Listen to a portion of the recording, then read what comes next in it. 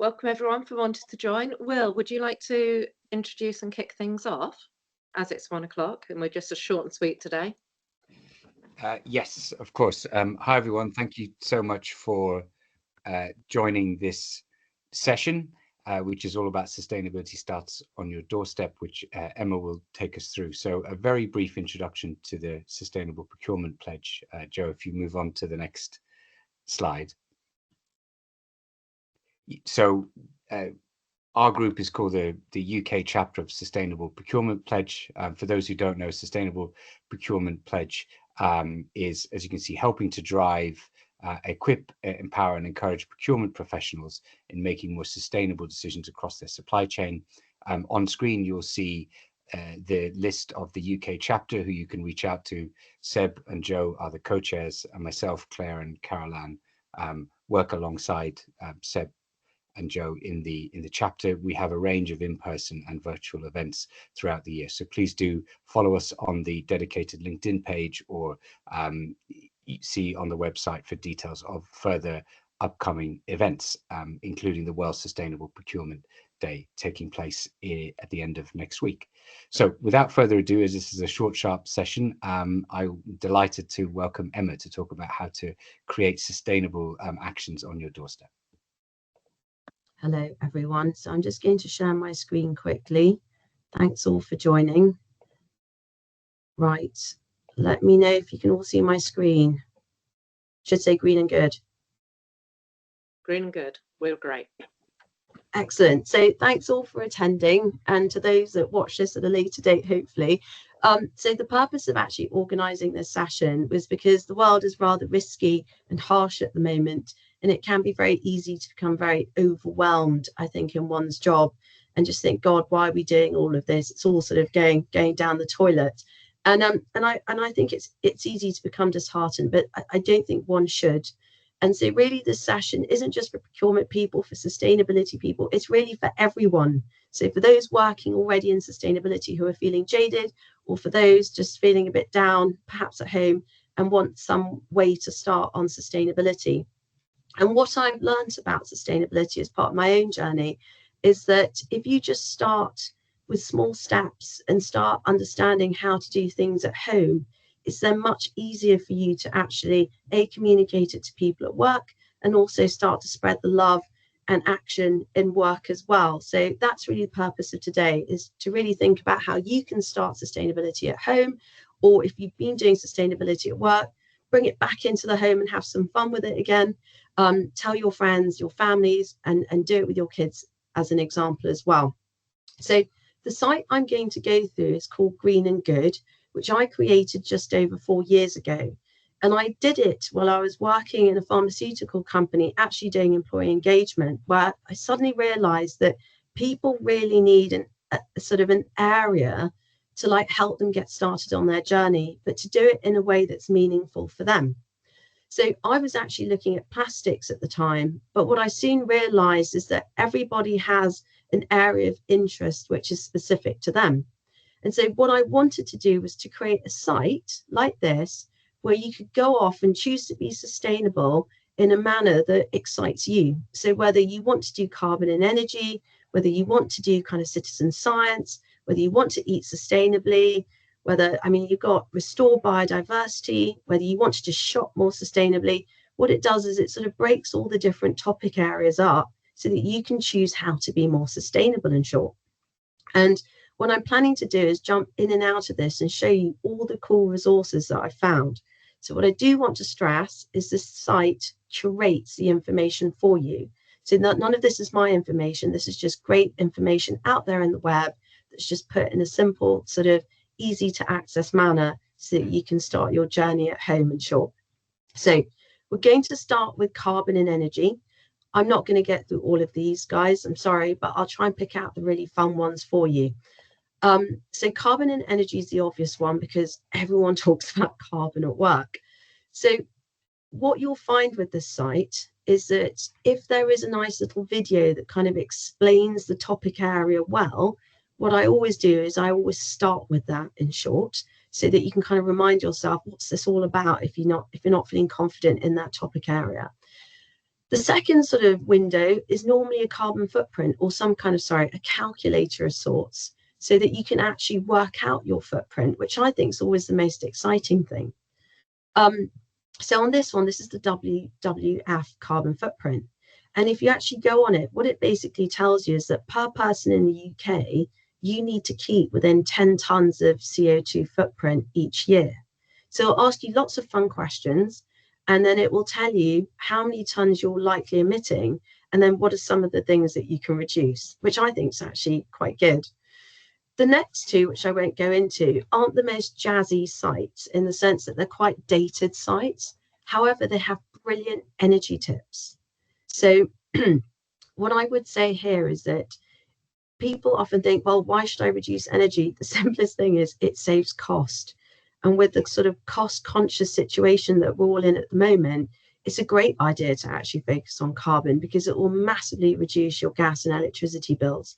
So jump on these two sites if you actually want just some really easy tips. And I'm going to go on to this one just to kind of show you what I mean by it's not a particularly pleasant site. So it's got this very silly picture of a dog, but if you scroll down to like all the tips, it's got really simple tips for you to follow. Ignore the images. Really simple tips for you to follow, which are actually really easy to do. As an example, let me get rid of it. Good. What you'll find as well if you do the carbon calculator is that one of the easiest ways to actually reduce your energy consumption is to move to renewable energy, which a lot of energy suppliers now provide. So if you go on which, and just click here, and it will always take you to the site, it will tell you who all your top energy suppliers are and who your top renewable energy suppliers are. Octopus Energy in the UK has won out so far. If you go on the Switch website, as an example, they will tell you how best to transition. But what it also does is it also explains cost savings as well, which I think is really helpful in this current climate. If we kind of move our way down to these three, these are all about planting trees. So the concept here is plant trees to help offset that carbon that you can't actually reduce anymore. So one tree planted is a good tree planting scheme that allows you to do it quite cheaply. The tree app here is brilliant, and I have this on my phone because it allows you to plant a free tree a day, which is so nice. And what I did at Christmas this year as well is I actually planted a tree for all my friends at Christmas and sent it to them in order to try and drive them to Tree App and also download it. And what Tree App does is it basically plants a tree, but in planting a tree, it then sends you some information about a really sustainable company that you can then read about, which I think is really nice. Ecosia is a search engine like Google. But the lovely thing about Ecosia is that for every search that you make, they also plant a tree. So this is a great way to get tree planting, basically. If we come down to these kind of resources, these are about sort of grants that you can actually get to make your home more energy efficient. But I will say that they do tend to be means tested. So that's the only watch out there. And Scotland's doing a lot more, I would say, on energy grants in the UK, or not the UK, than England is, for example. So that's carbon. That's how to get going on carbon. I'm now going to go to biodiversity, which I think is the next one that people absolutely love because it's how to bring nature into your home, in short. So you've got a good little video here, and I think it's a good video to watch because it kind of explains the difference between biodiversity and nature, because they're sometimes used interchangeably. They are linked together, but they are different. And then you've got some great articles really on how to bring nature into your garden. Now, this is great for people that have gardens. I don't have a garden, for example, I have pots. So not brilliant if you don't have giant gardens, but even if you have pots or a windowsill, you can actually bring nature to your windowsill or just your surrounding building, to be fair. So do have a look about all the different things you can do. Even putting like a bird feeder sucker on your window pane is a good example of like helping birds, especially in winter when food is scarce. So this is how to bring nature into your garden. This is one on light pollution, which is brilliant. So sometimes we just don't think about how light really disturbs nature. So imagine you're a bat and your light just keeps pinging on. It's quite frustrating. So Are there ways for you to reduce that and make nature more enticing? That's great for lawns. I like this one because this one here is about how to make your garden more inviting to bees. And it has a nice little tool that you can fill in that will immediately say, these are all the things that you need to do. And if you scroll down to this section, you've then got lots of cool tips and tricks on how to actually encourage bees into your garden as well. If you're lucky enough to have a garden, as I said, you can create a hedgehog home, which would be better if you're probably not living in an inner city area. And how to sort of invite frogs and toads to your garden. I've never had frogs and toads in my garden, but weirdly, my neighbour who does live in the city, we think a bird may have dropped a frog into her garden, and it lived there really happily for all its life. And she made a tiny little pond for it in her patio, basically, because she didn't even have a garden, and it lived its life out there, which is quite sweet. You've got a great video on why fungi are important. They're exceptionally important. For those that know me, I am a fungi enthusiast. And then how to become a tree city. So I love this, and this is something I'm going to start working with Richmond Borough Council on, which is that you can actually work with your council to actually become a tree city if you believe you are supporting trees within your borough or area, in short. This shows you how to plant a tree in your backyard. Many of you, or some of you, may have actually realized that a lot of our trees are sort of threatened. So our lovely conker tree, for example, a chestnut tree, is actually a threatened tree. So if you've got space to plant one, I would definitely go for it. You can also become a tree warden as well, which is looking after the trees in your borough and making sure that people understand the importance of trees and just making sure that they're protected and not being threatened in any way. You can join National Tree Week as well. They've also got events around the place which are actually really good fun to go to, especially if you have kids. And you can even go a step further, I would say, and actually get a tree preservation order.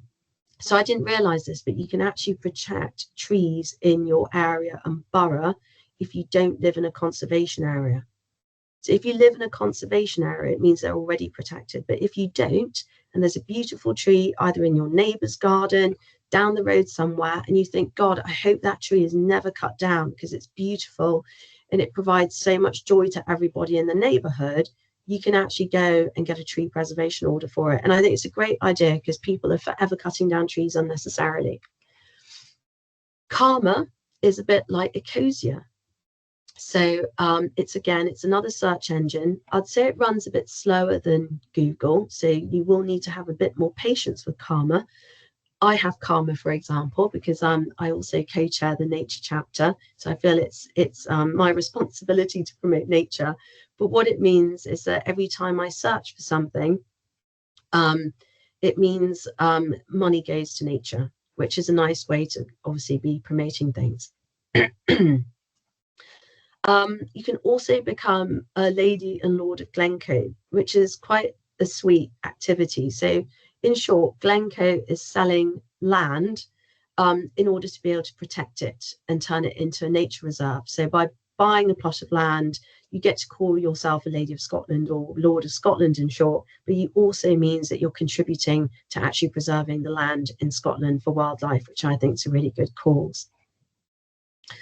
And then you can watch lots of eco documentaries as well. It is a paid for service like Netflix, I will just say, and that's EcoFlix. So that's kind of all the fun stuff that you can do on nature.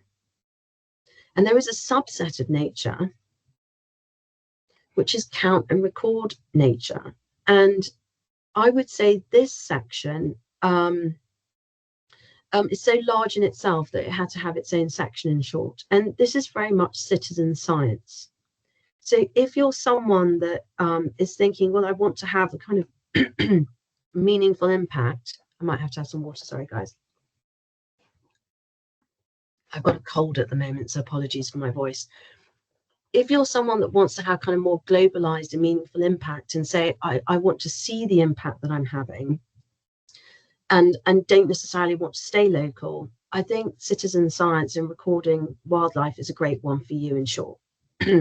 So what this allows people to do is understand how much nature is still existing And where we have a decline in nature, for scientists to be able to actually get funding, grants to actually do something about it. And I cannot stress the importance of recording nature and wildlife for that effort. So the following windows in short are all the different apps and activities that you can do to record nature. So the iNaturalist one, which was introduced by Schneider Electric to me in actual fact, is a great one because it allows you to record all nature, whether it's plants, fungi, animals, everything. And you can see it, you can join different teams, you can do all sorts of fun stuff. And I'm going to give a shout out to Schneider because they actually use it for their employees' biodiversity activities. So different sites can compete with each other on recording nature, which is a wonderful thing, which Maeve sorted out at Schneider. You can also focus on specific creatures and organisms. So for example, if you're very into bees, you can take a bee walk. And if you're not sure how to identify bees, you can go onto Blooms for Bees and download the identification app, which is another one I have, which is brilliant. So you can actually see what are the different types of bees that are either coming to your garden, flower pots, or just out and about where you're walking around in nature. And you've got it for Apple and Android here. If, however, you prefer butterflies and moths as an example, you can record butterfly sightings all through the year with the Butterfly Conservation campaign here, or you can get involved in their big summer campaign, which runs in July every year, and do it here. And I generally find campaign activities more fun because you know you're going to find a lot of these organisms at this time of year, and you're doing it with lots of people, which makes it kind of interactive as well. You've got birds. So if you're a twitcher, every January, the RSPB does a massive campaign on trying to spot all the birds in your area, which again is so good for conservation. And again, the RSPB has a special site called the Swift Mapper for swifts, which are in serious decline. So if you happen to be on a swift path or nesting area, you can help them sort of spot swifts as they're flying past and stuff. I'm really sorry about my voice. Right. The next one is counting pollinators. So it's very easy to get, I'd say, sucked into having a favorite species or animal. But in actual fact, lots of animals contribute to ecosystems everywhere. And so the good thing about this particular campaign, although slightly more in depth and perhaps a little bit harder to do in the sense there are more requirements of you, it's brilliant because it allows you to count all pollinators. So this kind of explains what the scheme is. So you have to do it within a time period. And this is the video on how to do it. And to be fair, if you watch the video, it becomes very obvious. Now, I've just gone through lots of animals. What I would say here is that plants and fungi are equally important and often forgotten by people. People have plant blindness or fungi blindness or mycological blindness, as they say. So you can also do the same thing with plants, and you can also do the same thing with fungi as well, where we've actually created a fungi campaign on the iNaturalist app as well. So you can actually go around and spot fungi as well. Let's carry on. Right, let's go to plastic reduction because that people tend to like plastic reduction. Okay, this is a sort of like cartoon video, but it's brilliant. It's 9 minutes long, but it really sums up the plastic crisis so simply and easily for everyone to get involved in. You then have a great footprint calculator, which I believe was actually created by a PhD student. That again, I always say, find out your baseline because it's far more fun reducing when you know what you're reducing to. If you're into digitization, you can use the Plastic Diary app, or if you don't need it, I would immediately go to Beth Terry's website, which is a brilliant website for all the ways you can take plastic out of your life. There is a caveat here, which is that plastic is forever, people say. So what I would say is don't replace plastics that are doing a good job in your kitchen, for example, because just hold on to them. And there is a debate here, which is, do you get rid of plastics because there's sufficient evidence to suggest that they're not necessarily good for our bodies and then throw them out? And I'll just remind you that if you're throwing them out, you're throwing them out into the environment. Or do you retain them, not pollute the environment, but know that by potentially utilizing plastics, they might be having an adverse effect on your body? So there's a bit of a trade-off that you have to think about. So I would say use common sense to do this, but don't just like throw everything out that's plastic, because all you're doing is just polluting more. And in actual fact, you should be trying to reuse your plastics as much as possible, which is why we have this little section here, which is a great article from The Guardian that sort of gives you lots of tips and tricks for reusing your plastic. Emma, sorry, just a 5-minute warning. Oh, brilliant. Gosh, that was quick, wasn't it? Yeah. We've not even got halfway through this. Right. Okay. Thank you. So I'm going to jump onto a few quickly and then jump off. There is so much fun stuff you can do. So on recycling, for example, if you go to the site Recycle Now, type in your postcode, it will tell you what you can recycle and where you can recycle, and it's phenomenally comprehensive. Okay. If you have hard to recycle items, TerraCycle has drop-off points all around the country. So just look and see what you can recycle there. And again, if you're into digitization, you can actually use the Scrap app to be able to do this stuff as well. And it will tell you, if you scan the barcode, what you can recycle, which is brilliant. There's lots of other things that you can do to like not recycle. And one terrible stat that I read recently is about 50% of people use the toilet as a bin because people don't have bins in their bathrooms. I never knew this, but if you're putting it in the toilet, you're also putting it into our waterways as well. So please campaign to not put stuff down the toilet. If you go on to repair and reuse, this is loads of exciting things that you can do on how to repair stuff. So go to a cafe, someone will help you repair all your stuff. There's things that you can there are actually places you can take all your electrical stuff to go and get repaired on as well. There's lots of stuff on clothing, keeping your car in gear, and how to donate stuff. So don't throw stuff away, just donate it. Someone else will want it. I'm whipping through now. Share and rent and shop responsibly. So I love this video by Joshua Becker because it just highlights how consumeristic we've become. And it's quite long, I think it's 10 minutes long, but it's a brilliant video, one to share with friends and family. And this particular page tells you all about where you can rent stuff. So if you need a drill, you need carpet cleaning, any kind of quirky stuff that you need, a sewing machine, for example, you can just rent the stuff round the corner and not have to buy it and not have to clutter your house.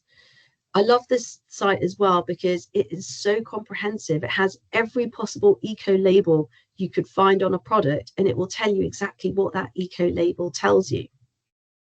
This one here, for example, is a site that shows you the best things to buy where you only have to buy it once, for example, and therefore not create any waste. And there's loads of other stuff. Right, I'm going to carry on whipping through because Will's given me a 5-minute stop point. Which one should we go to? Let's go to Eat Sustainably. Right. This is a really great article from the New York Times. It kind of helps you understand how food links to climate change. If you're on this call, you probably already know that. But it's got a great food print calculator. Again, great fun working out your baseline so you know what to change. And then some articles about how you can just eat more sustainably. I've got this one here about backing British farming, not to be nationalistic, but because if you buy locally, it means that you're actually creating less carbon emissions from transportation. I also want to highlight these two bits.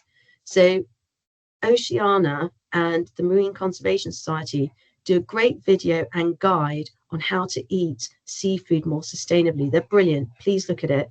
And this app, Geeky, is brilliant because you can go into the supermarket, scan the product, and it will actually tell you how sustainable the product is. I mean, genius.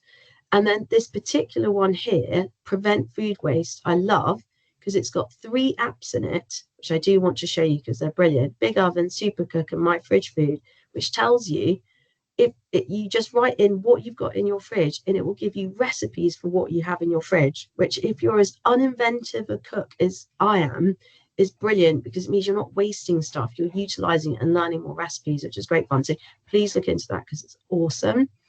Right, to make Will happy. So there's other stuff here. So I'm not going to go into them now because we've run out of time. But look at improving air quality, people often don't realize that we've got lots of nasty toxic things in our homes, and that helps you reduce it. You've got litter picks and beach cleans, which is a great way. I am going to go into this. I'm sorry, well, I'm going to be naughty. I'm going to tell you about Litter Lotto, which I love. You can basically play the lottery for free, but you only can play it if you pick up and take a picture of litter, and it puts you into a draw to win stuff, which I think is brilliant fun.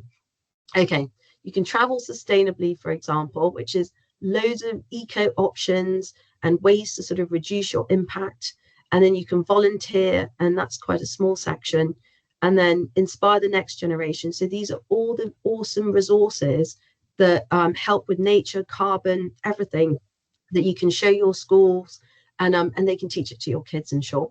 Right, I'm going to stop in case there are questions, but I've tried to give you a whirlwind tour of all the exciting stuff that you can be doing at home, which is so much fun. Good. Emma, that is fantastic. And we've been trying to put things in the chat as well. We've put the link in the chat. The time has gone incredibly quickly. If anybody does have a quick question that they want to ask Emma, post it here. Come on, tell me, raise your hand or whatever. That's absolutely fine. I have so many bits that I've kind of gone, do you know what? I'm going to use the tree app. I'm going to use this one. I think it's been a great resource. Thank you. Thank you so much on behalf of everyone. We've put the website in the chat. People have got it. By all means, post afterwards, contact us, contact Emma if there's anything else you'd like to know. Let's get a bit of chat going between us all maybe, and just see if there are anything that you're actually going to commit to, even if you just pick up one different thing this month and do it differently. It's coming up for the spring engagement. We have World Sustainable Procurement Day, lots from an office, but what are you actually going to take on personally to do as well? I'll leave you with that thought and that call to action. Yeah, Thank you. I think someone said, is there a way of tracking engagement? No, the site wasn't set up to do that. It probably could have been. And if more people use it, then maybe one day I'll do it. But to be honest, it was my gift to everybody. So I wasn't really worried about whether people were using it. I was just happy to put it out there for everyone. And it's great. And I mean, there's lots of things. And I would recommend World Wildlife Fund has a lot of great resources as well. But they've just done a one for small businesses as well, and how you actually do your footprints of various baselines of things as well. So they've got personal and work things on there as well. How can I record the event? I will put it out. This has been recorded. We will share it after this event. Thank you. Thank you, Emma. It's coming up on past. Thank you, Will, as well. Thank you all for joining. Lunch and learn, short and sweet. We'll do more soon. Thank you all. Thank you, Emma. Thank you, Emma. Thanks everyone. Bye. Take care. Bye. Thank you. Bye. Thanks, Emma. Bye, Sonia. Thank you very much. Bye-bye.